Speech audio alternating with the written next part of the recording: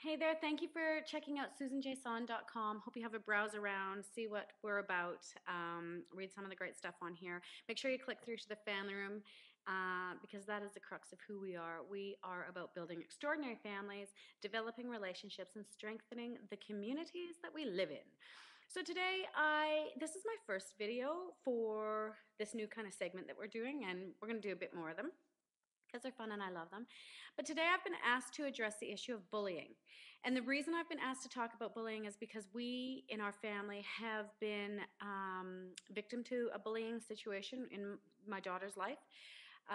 And I dealt with it in a certain way and have shared it with some friends, and they loved the way I shared or dealt with it.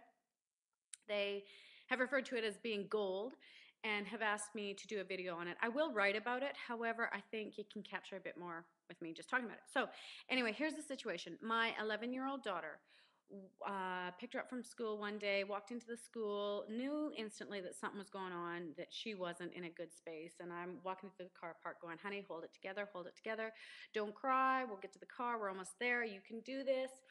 And so we got to the car, we're driving away, and as the doors closed and we all got our seatbelts on, the floodgates opened, and bam, she was gone. And it took me a while, it does take a while to pull that kind of stuff out of our kids.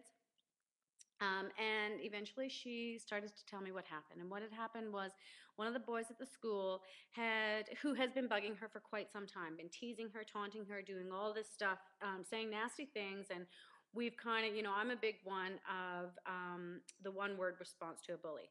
Take the sting out of a bully instantly. And that's what I would say to parents and anybody who's dealing with a bullying situation. Don't get into a big conversation with them because they've probably been doing it for a while to other kids. They've got a whole, they've got weapons on either side that they can pull out in terms of language, even physical, anything.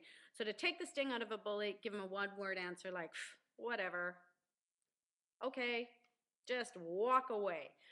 Anyway, my daughter starts telling me about this situation and how this particular boy at school, has started telling her that she's so ugly, that she's ugly.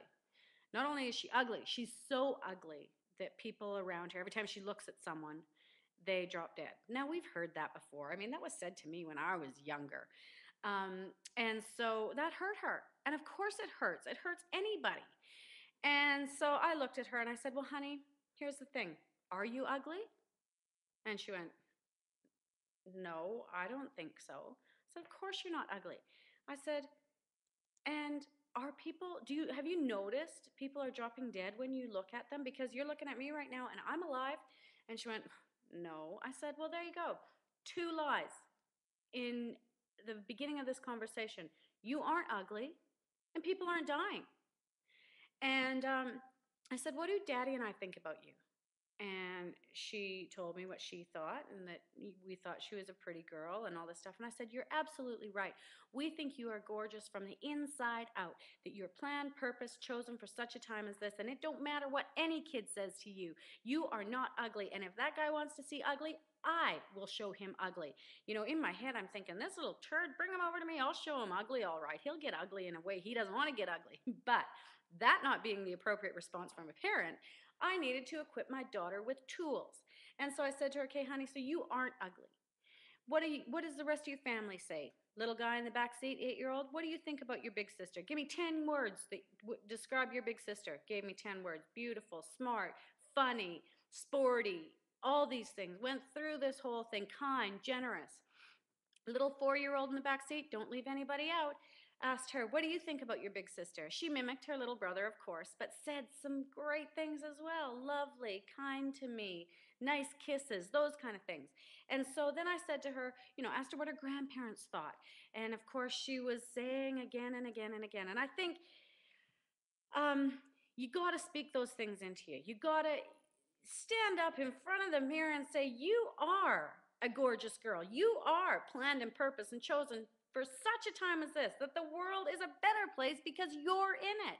And our kids, we need to give our kids those tools to do those things and to speak life into them. And I think it's important as parents that we speak life into our kids. When they walk out that door in the morning, speak life into them. You are an exceptional human being. You are going to ace this exam. You are going to be a great friend at school today. Speak those things into them. So anyway, we did this and we went through, what does God think about you? Because that's who we are. We are faith, family, friends. And that is a big thing. And again, she said, well, exactly what you and Dad say. I'm planned and purpose and I'm beautiful from the inside out and all these things. And I said, okay, honey, take what that guy said to you, wrap it up in a ball, wrap it up, because I think it's important to do something seemingly physical, because that is emotional weight that has been thrown on your child. And the reason I got her to say what we think about her is because I think it's imperative that we separate the truth from the lie. The truth is that she is an extraordinary individual. The truth is that she is gorgeous from the inside out. The truth is she is kind, generous, faithful, all of those things. She's smart. The lie is that she is ugly and that people are dying when she looks at them. And all the other little things that little guy had been saying over the weeks and months. Separate the truth from the lie and let them stand on the truth.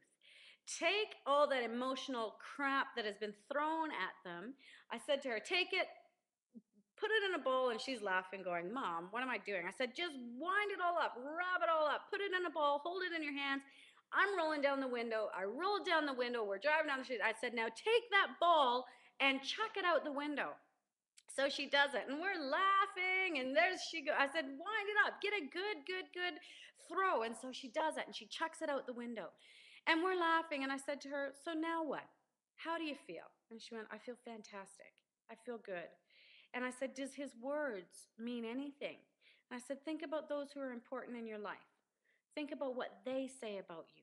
You begin to say those things to you, that you were planned, purposed, chosen for such a time as this, that you are an extraordinary individual, that you are gorgeous from the inside out. You stand on those words, and that guy, you know what, honey? He doesn't have any equity in your life. None. He is a person you go to school with, and from what I can see, he's not the kindest person. So you need to display kindness to him, and when he comes at you, when a bully comes at you with anything, you give them the one-word answer. You go, whatever. Doesn't matter what they chuck at you. If you take your kids, I always teach my kids water off a duck's back. Take your kids and show them what a duck looks like when water hits their back. It just falls off. It just falls right off. And you need to teach your kids, water off a duck's back, honey. Water off a duck's back. It may be said to you, it may be thrown at you, it may whatever, but if you take the sting out of it and you give them that one-word answer of whatever, or you know what? Tell them. You got to give them some tools. You got to put tools in their hands. So when this comes at them, when you're not standing there, whether your kid is 5, 15, or 25, you got to put tools in their hands so they can be equipped to deal with the situation. So she has got this, and my little guy, they've got these things that they can come back at a bully with. If they say, you're ugly, if they say you're stupid, if they say you're whatever, you can look at them and go, whatever. Smile and walk away. You take the sting out of a bully, you take that stinger out of a bee, and it dies. So that's the lesson for today. That's how I've dealt with bullying, and that's how we continue to deal with it. Take the sting out of it. Show that you're not impacted or influenced by what they think. Their comments have no equity, no place in your life. Build your children up from the inside out. Build character. Build them from the inside out and equip them. Put tools in their hand to equip them. Look around the site. Have a play. Be back with more. Ciao.